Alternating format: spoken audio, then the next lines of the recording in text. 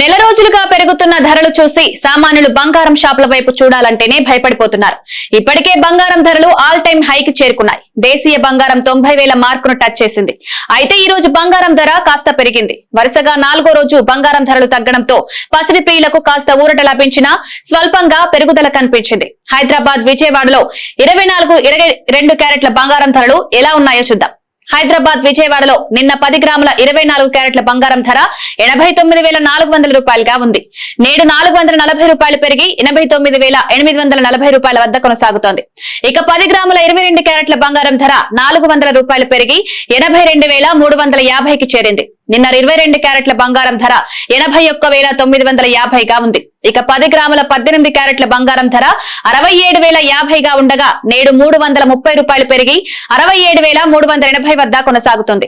Kilo వెండి ధర 1000 రూపాయలు పెరిగి దేశీయంగా 1,02,000 వద్ద కొనసాగుతోంది.